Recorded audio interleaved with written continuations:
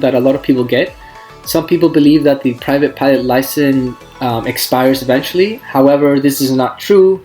But to exercise the privileges of the PPL license, a pilot must meet certain currency requirements, such as those outlined in the FAA regulations. This means that while the license remains valid, a pilot must complete specific tasks and checks within a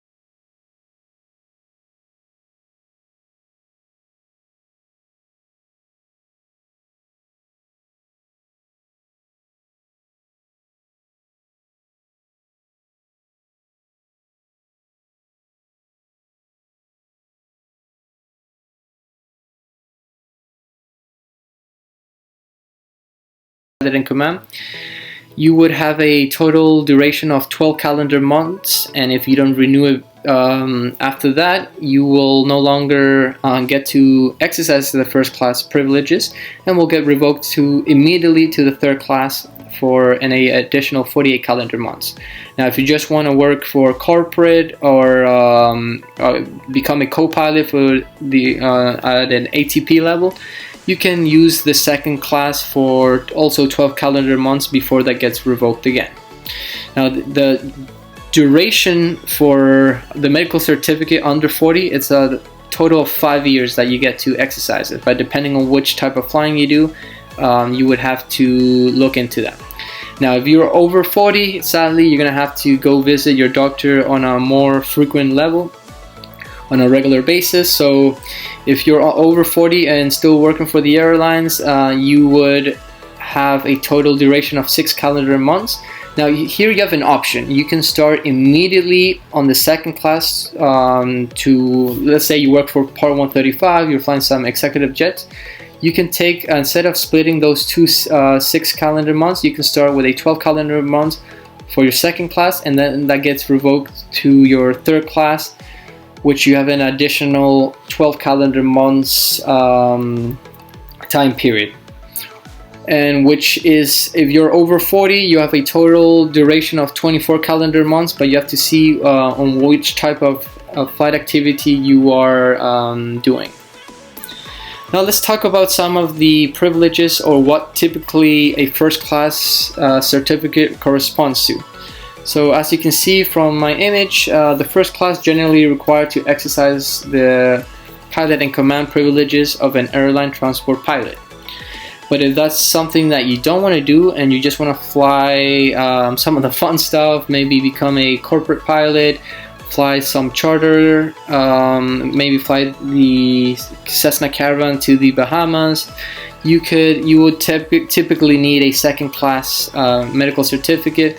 You could also have a second class medical certificate, but you can only act as second in command at the airlines. And last but not least, you have your third class medical certificate. Now, this is typical for everyone else that's not flying commercially. So for a private pilot, recreational, student pilot,